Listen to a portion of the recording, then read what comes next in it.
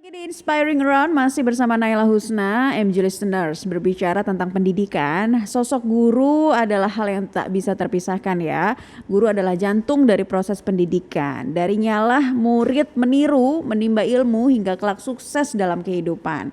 Nah, ada sosok-sosok yang luar biasa yang dari hati mereka mengabdi demi pendidikan anak bangsa. Mereka adalah tunas bangsa yang mekar dan mendedikasikan diri sebagai guru yang mengabdi di daerah tertinggal, terluar, dan terdepan atau 3T. Dan pagi ini kita akan menghadirkan salah satu dari mereka, seorang guru muda yang rela meninggalkan tanah air demi mendidik anak-anak tenaga kerja Indonesia atau TKI yang ada di pelosok negeri tetangga, yaitu Malaysia. Kita langsung saja sapa pada kesempatan pagi ini ada Adelia Aryani Putri atau yang akrab disapa Adel. Selamat pagi Mbak Adel. Selamat pagi Mbak Naila, apa kabar? Baik, sehat selalu juga buat Mbak Adel yang saat ini berada di Malaysia ya. Iya Mbak, benar.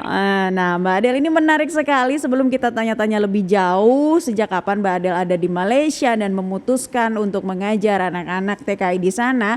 Pertanyaan pertama yang ingin kita tanyakan, apa sih yang membuat Mbak Adel memilih profesi sebagai seorang guru? Oke. Ini pertanyaannya walaupun simpel tapi sebenarnya bisa panjang nih Mbak Naila ya jawabannya. Nah, jadi saya itu udah jadi guru itu udah 7 tahun ya Mbak ya. Jadi sebenarnya di awal itu saya sama sekali nggak ada ketertarikan Mbak buat jadi guru gitu. Karena dulu ya waktu kita masih muda, kalau zaman dulu itu dibilang gini, those who can do, they teach gitu. Jadi kayak guru itu orang yang nggak bisa ngelakuin itu pasti jadi guru. Jadi agak stereotipenya itu agak-agak gimana dulu waktu masih kuliah. Tapi memang waktu saya masih kuliah, waktu mau udah lulus wisuda itu ada panggilan saat itu untuk mengajar jadi guru di daerah tertinggal, tapi di Indonesia waktu itu Mbak. Nah kebetulan salah satu daerahnya itu yang saya ditempatkan, saya tertarik, saya merasa kayak ada panggilan gitu. Kapan lagi sih saya bisa mengabdi kepada negeri? Kapan lagi saya bisa melakukan sesuatu yang benar-benar berkontribusi walaupun hanya kecil tapi nyata untuk negara saya begitu. Jadi waktu itu saya ditempatkan pertama kalinya di Aceh di daerah Pidijaya yang merupakan salah satu tempat yang agak terkena dampak tsunami juga dan waktu itu perang waktu GAM, jadi memang itu daerahnya sangat terdampak. Dan saat saya berada di sana mengajar anak-anak, baru saya ngerasain kalau wah ternyata panggilan hidup saya, life calling saya itu adalah sebagai guru. Dengan memberikan sesuatu kepada anak-anak di sana dan melihat mereka ada perubahan nyata yang benar-benar bisa saya lakukan. Nah itu saya ngerasa kayak wow, this is it. Jadi inilah untuk saya gitu Mbak. Nah setelah dari Aceh, kemudian ada panggilan lagi, ada kesempatan lagi untuk bisa mengajar anak-anak Indonesia yang benar-benar tidak mendapatkan akses pendidikan di luar negeri. Walaupun mereka anak-anak Indonesia, tapi karena mereka berada di luar negeri dan mereka juga tidak mempunyai dokumen yang lengkap dan segala macam dan hal-hal administrasi seperti itu, jadi mereka tidak bisa mendapatkan pendidikan di sini. Padahal sebagai warga Indonesia, semua dari kita tidak terkecuali siapapun berhak mendapatkan pendidikan yang sama dan setara. Luar biasa, jadi benar-benar tergerak dari panggilan hati ya ketika itu ditempatkan di Aceh, apalagi pada waktu itu 2 tahun berselang setelah peristiwa tsunami di sana ya. Benar banget Mbak. Jadi masih sangat masih jelas banget itu distraction-nya dan hal-hal seperti itu masih pembangunan banget. Jadi saya ngerasa kayak ya inilah panggilannya saya. Luar biasa Mbak Adel, ceritanya ini sangat menyentuh kita, di mana awalnya Mbak Adel akhirnya memang benar-benar tergerak dari hati. Nah kemudian pada tahun berapa Mbak Adel memutuskan di Malaysia sampai sekarang loh akhirnya? Untuk di Malaysia sendiri ini saya udah 5 tahun Mbak, udah lama juga ya. Jadi udah dari 2016 di Malaysia. Jadi udah 5 tahun. Jadi udah kayak paham lah asam garam di sini itu gimana. Mbak Adel, Malaysianya tepatnya di mana sih? Kabarnya nih akses menuju lokasinya termasuk sangat sulit ya? Iya, jadi saya di Malaysia itu tepatnya di salah satu provinsi ya, kalau di kita namanya itu di Sabah, itu ya di atas Kalimantan, itu berbatasan sama Kalimantan Utara. Nah, jadi saya di salah satu distrik namanya itu Kinabatangan, dan tempat saya yang sekarang ini namanya itu di daerah Temanggung. Untuk ke kota besar itu butuh waktu sekitar 10 sampai 15 jam. Itu 10 sampai 15 jam itu dari. dari dalam ini, karena saya di tengah hutan banget loh ini Mbak, jadi Oke, jadi perbatasan kalau Indonesia dulu, Kalimantan Utara ya Mbak ya? itu ininya provinsinya. Kalau saya sih lebih perbatasannya lebih ke laut, ini yang dekat sama Filipina sana. I see, itu 10 jam ya. Tapi aksesnya seperti Iya. apa untuk ke sana Mbak Adel? Kalau dulu sih sebelum ada jalan, jadi tempat saya ini benar-benar hutan. Jadi kalau mau ke sini biasanya menggunakan pesawat kecil gitu loh Mbak. Tapi sekarang karena udah ada jalan, walaupun jalannya itu sangat-sangat kalau hujan itu bisa banyak mobil yang kebalik dan jalannya bolong. Iya, kebayang Tapi, ya. tapi ya Aduh. kayak di Kalimantan banget gitu loh Mbak, kalau Iya, kita mau ke iya. tempat tambang ya, di tengah hutan banget. Dan kalau mau jalan ini ya kalau nggak pakai 4 wheel ya susah gitu, nggak bisa pakai sedan. Iya, iya. Apalagi kalau pakai motor, tidak akan sampai-sampai. Sudah terbayang di imajinasi kita seperti apa aksesnya dulu ke sana. Nah, Iya, kalau Mbak Adel di sana mengajar anak-anak TKI ya, khususnya mereka yang bekerja di bidang apa tuh, anak-anak TKI ini? Jadi anak-anak TKI atau PNI yang bekerja di bidang perkebunan kelapa sawit di sini. Jadi orang tuanya itu rata-rata bekerja di perkebunan kelapa sawit milik perusahaan-perusahaan punya Malaysia, punya ya. Ada yang punya kerajaan Malaysia dan ada juga yang lebih milik perusahaan seperti Iya. itu. Nah, kalau Mbak Adel sendiri sudah 5 tahun ini kan ya mengajar di sana, di wilayah sana. Mbak Adel, ini bisa diceritakan kondisinya seperti apa untuk akses pendidikan anak-anak di sana, terutama untuk anak-anak tenaga kerja kita yang bekerja sebagai buruh kelapa sawit di sana, Mbak Adel? Jadi kalau untuk keadaan pendidikannya sendiri seperti ini Mbak ya. Kalau dulu sebelum pandemi ya, anak-anak ini memang tidak bisa mendapatkan akses pendidikan yang sama seperti anak-anak Malaysia yang lainnya. Karena untuk mendaftar di sekolah negeri Malaysia itu mereka harus mempunyai identitas yang lengkap. Nah, ini adalah permasalahan utama dari anak-anak kita di sini adalah identitas gitu, Pak. Jadi ini lagi permasalahannya karena banyak orang tua atau PMI kita yang masuk ke sini itu secara ilegal.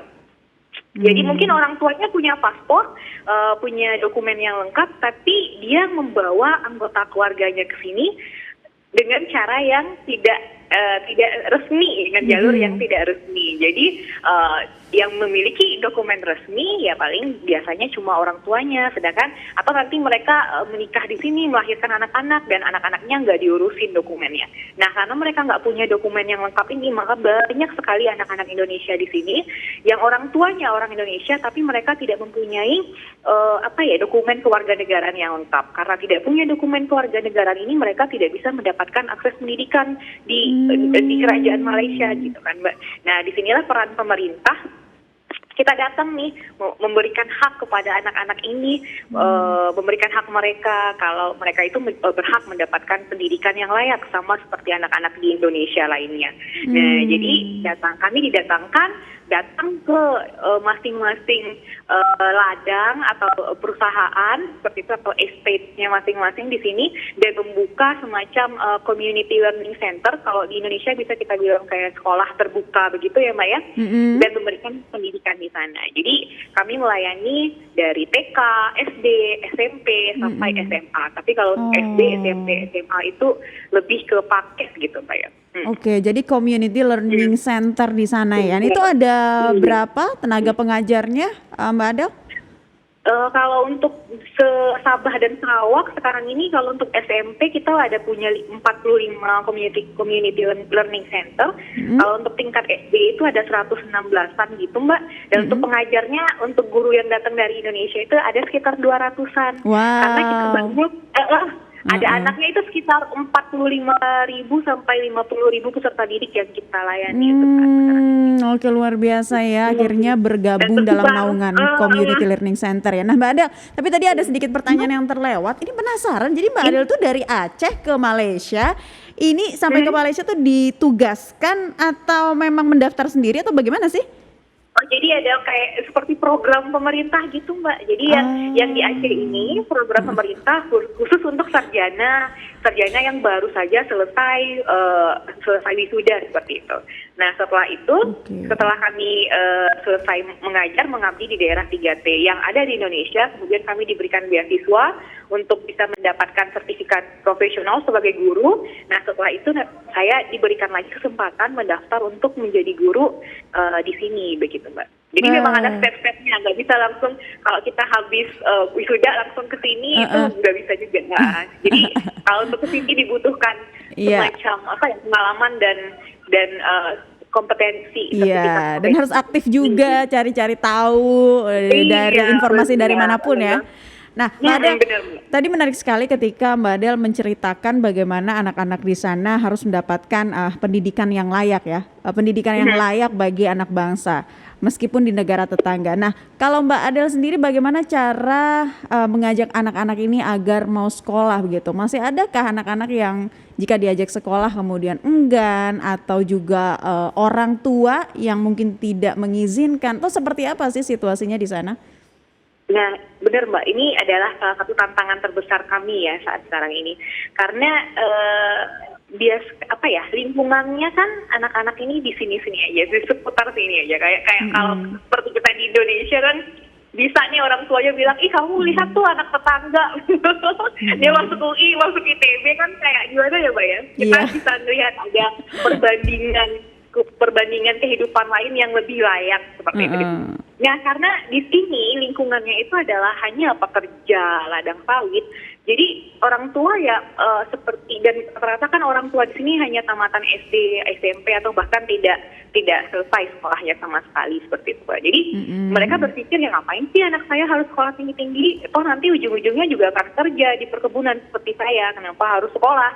Nah, hal-hal seperti ini, mindset seperti inilah yang sebenarnya tugas utama kami sih sebagai guru, selain hanya ngajar. Jadi di sini nggak hanya ngajar, tapi juga seperti mengubah mindset orang tua, kemudian membantu mereka mendapatkan haknya dengan sebagai perwakilan dari konsulat Indonesia, membantu membuatkan dokumen dan hal-hal seperti itu. Jadi ya biasanya kami selalu mengadakan sosialisasi, datang ke rumah-rumah warga atau mengadakan kalau ada perkumpulan seperti itu kan Mbak ya, jadi kami datang ini, jadi mensosialisasikan dan ngasih lihat kalau sebenarnya anak-anak ini punya opsi lain selain hanya jadi pekerja perkebunan. Mereka punya opsi lain untuk kembali ke Indonesia, mereka punya opsi lain untuk mendapatkan pendidikan yang lebih tinggi. Dan juga di sini salah satu opsinya adalah kami berusaha mencarikan beasiswa untuk anak-anak ini agar setelah selesai menamatkan sekolah menengah pertama di sini bisa kembali ke Indonesia dan menempuh pendidikan tinggi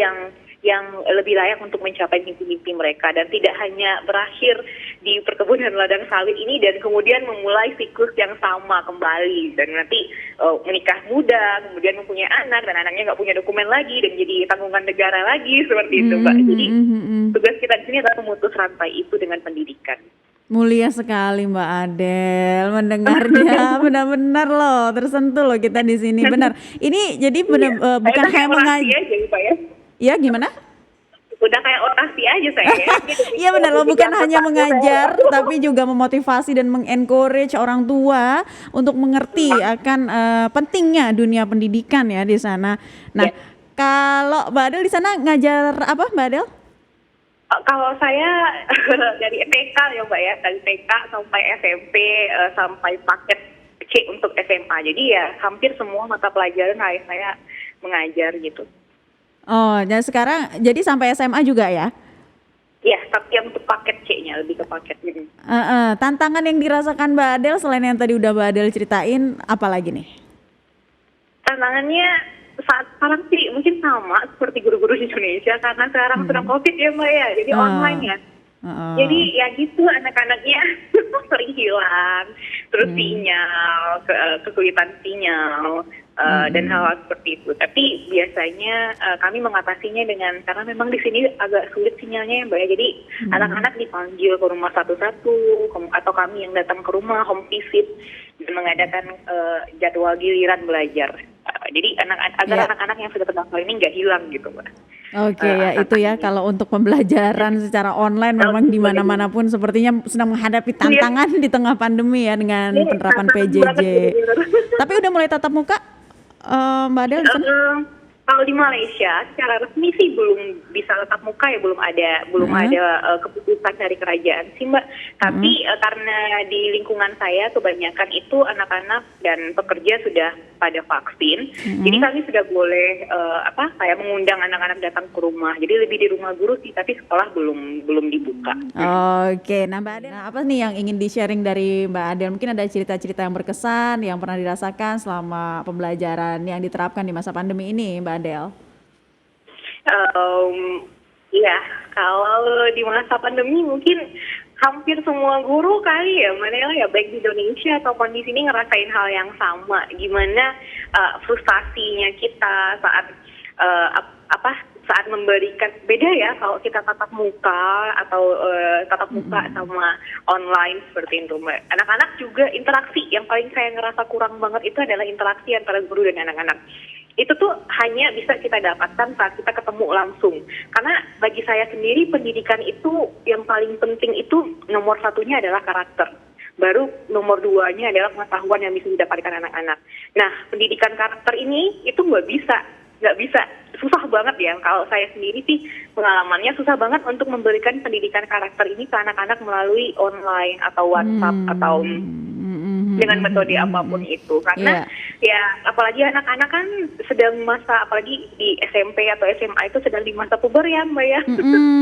Jadi mereka lebih senang mengabaikan seperti itu, menganggap apa sih ini gitu-gitu. Jadi beda kalau kita ketemu langsung, nah bisalah diberikan pendekatan, berbagai macam pendekatan agar menguatkan pendidikan karakter ini. Nah ini sebenarnya merupakan tantangan utama yang bagi saya sendiri bahkan sampai saat sekarang ini masih kesulitan. Kalau hanya untuk mentransfer ilmu, itu mungkin kita bisa memiliki banyak sekali metode-metode ya Mbak ya, dari metode pembelajaran ini, itu sudah banyak banget dibahas. Tapi tantangan utamanya yang mungkin sampai saat sekarang ini yang masih sangat sulit bagi saya adalah tentang bagaimana memberikan pendidikan karakter ini sendiri sebenarnya ke anak-anak. Karena memang harus bertemu secara langsung, harus melihat secara langsung bagaimana sikap anak ketika bersama dengan teman-temannya, bersosialisasi bersama teman-temannya juga di sekolah. Aduh, ya itu ya tantangan juga yang dihadapi di sini. Apalagi kalau di Indonesia kan di daerah terpencil ada masalah sinyal, internet, di mana guru harus terkadang mendatangi rumah dari masing-masing murid loh. Kalau Mbak Adil sampai nggak ke sana?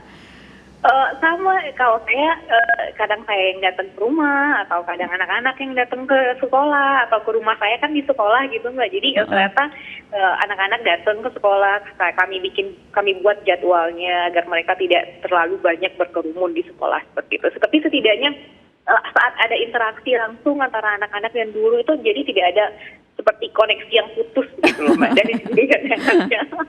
Jadi anaknya udah nggak kayak layang-layang aja yang putus, nggak tahu arah dan tujuan. Mbak Adel, apa saja sih bentuk yang diberikan pemerintah melalui Kemendikbud untuk pendidikan bagi para anak-anak TKI di sana? Jadi sebenarnya mungkin ini saya kayaknya ini agak jarang terliput ya Mbak ya di media massa, bagaimana sebenarnya pemerintah kita itu sangat memberikan banyak sekali perhatian untuk pendidikan anak-anak Indonesia di luar negeri. Tidak hanya di Malaysia, tapi juga di Jeddah sana, di Singapura, di Tokyo, dan beberapa negara. Pemerintah mempunyai sekolah-sekolah Indonesia luar negeri yang memang bertujuan untuk memberikan hak yang sama kepada anak-anak Indonesia dimanapun mereka berada, seperti itu Mbak. Nah untuk saya sendiri di sini, karena saya mengajar untuk anak-anak buruh sawit atau anak-anak PMI yang ada di Sabah, Malaysia ini, banyak sekali bantuan-bantuan yang diberikan pemerintah, seperti bantuan beasiswa kepada anak-anak. Tahun lalu pemerintah memberikan 500 beasiswa, ada merepatriasi untuk anak-anak Indonesia agar anak-anak Indonesia yang di Sabah Malaysia ini untuk menyambung sekolah SMA di Indonesia. Nah, untuk tahun ini ada sekitar 300-an lebih ada repatriasi ini, dan kemudian juga bantuan-bantuan seperti bantuan operasional itu juga dianggarkan oleh pemerintah. Kemudian bantuan TIK, kita di sini juga mendapatkan komputer, bantuan keterampilan dan banyak lagi. Jadi sayang sekali sih sebenarnya, karena pemerintah Indonesia itu udah sangat memberikan banyak bantuan dan kesempatan. Sayang banget kalau anak-anak di sini malah yang merekanya yang nggak mau belajar gitu loh, Mbak. Jadi kayak lah gurunya aja udah datang jauh-jauh dari Indonesia, ada banyak bantuan, sekolah gratis, banyak buku, banyak ini. Lah masa kamu nggak mau belajar? Nah, itu yang salah satunya juga menjadi tantangan dari para guru-guru di sana ya, Mbak Adel ya, untuk kembali mengencourage siswa-siswi ataupun juga orang tuanya di sana. Padahal fasilitas, kesempatan, dukungan juga sudah diberikan oleh pemerintah. Nah, kalau menurut Mbak Adel sendiri, apalagi nih yang masih harus diperbaiki atau dikembangkan dari sistem pendidikan bagi anak-anak TKI? Semenjak COVID ini sudah banyak sekali sih perbaikan-perbaikan yang sangat signifikan di sini, karena semua administrasi sudah bisa dikerjakan secara online, semua meeting itu sudah bisa dilaksanakan secara online. Dulu ya Mbak ya, saat masih belum COVID, kami kan punya sekolah induk, itu sekolah induknya di Kota Kinabalu yang saya tadi sampaikan berjarak sekitar 16 jam dari tempat kami.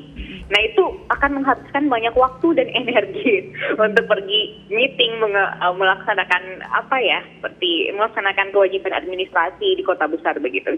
Tapi semenjak online semuanya sudah mulai bisa di-shift ke ke daring. Nah, jadi itu agak lebih memudahkan tugas kami sebagai guru. Mungkin kedepannya lebih daripada mengeluh atau meminta perbaikan-perbaikan dari luar, menurut saya akan lebih baik kami sebagai guru di sini lebih meningkatkan lagi sih kinerja dan proses pembelajaran sebagai guru sih gitu, Mbak. Jadi saya kalau ngelihat dari luar sih saya juga nggak bisa ya, karena memang keadaan di sini kan beda sama di Indonesia, kita nggak bisa nyamain gitu kan. Nah, kalau mau minta fasilitas sekolah yang lengkap sama di Indonesia kan nggak mungkin ya Mbak, karena memang daerahnya pun berbeda, tempatnya berbeda. Tapi lebih kepada mungkin teman-teman guru di sini lebih meningkatkan lagi sih kemampuan kinerjanya sebagai guru, mendapatkan lebih banyak lagi akses pembelajaran untuk menjadi guru yang lebih baik, apalagi kan sekarang online, jadi banyak kesempatan untuk belajar seperti itu. Lebih ke kayak daripada memfokuskan kepada luar, better kita sebagai guru sih yang lebih memperbaiki diri kita sendiri untuk anak-anak kita gitu sih kalau saya, Mbak. Baik, itu jadi menjadi catatan tersendiri ya Mbak Adel ya, untuk menurut Mbak Adel juga untuk meningkatkan kompetensi guru untuk bisa lebih bisa mendidik anak-anak dengan lebih baik lagi. Nah, Kemendikbudristek ini juga memiliki program Merdeka Belajar nih Mbak Adel. Kalau menurut Mbak Adel apa pengaruhnya bagi pekerjaan Mbak Adel saat ini? Jadi semenjak ada Pak Nadiem dengan programnya Merdeka Belajar ini sangat memudahkan kami di sini sebagai guru, Mbak, memudahkan sekali, karena kurikulum di sini itu kita nggak bisa ngikutin pembelajaran yang di Indonesia itu nggak bisa. Pertama dari waktunya gitu. Di sini kan waktu untuk belajar itu nggak bisa kita samain kayak di Indonesia yang dari jam 7 pagi sampai jam 3 siang. Jadi kami kalau mengikuti kurikulum yang seperti biasa itu akan sangat sulit ketertinggalan. Karena waktu belajarnya juga nggak bisa disamain gitu kan Mbak, karena kami itu sekolahnya kan cuma satu, jadi paginya itu TK dan SD, sorenya itu ngajar SMP dan SMA, jadi nggak bisa kalau belajar full day school kan seperti di Indonesia itu nggak bisa. Tapi dengan adanya program Merdeka Belajar, guru bisa lebih fleksibel sih gitu untuk mengikuti, untuk memberikan pembelajaran seperti apa dan tipe pembelajaran seperti apa yang mau diberikan kepada anak-anak seperti itu Mbak. Jadi kami lebih punya flexibility untuk memberikan tujuan pembelajarannya seperti apa. Karena memang waktu dan tempat itu juga sulit di sini. Iya itu dia ya. Nah Mbak Adel, ini kita kembali lagi ke CLC atau ini ya yang tadi sudah kita bahas sebelumnya. Nah, tapi Mbak Adel di sini juga sebagai penerima anugerah Guru Teladan CLC tahun 2020. Penghargaan apa nih yang Mbak Adel terima, bisa diceritakan?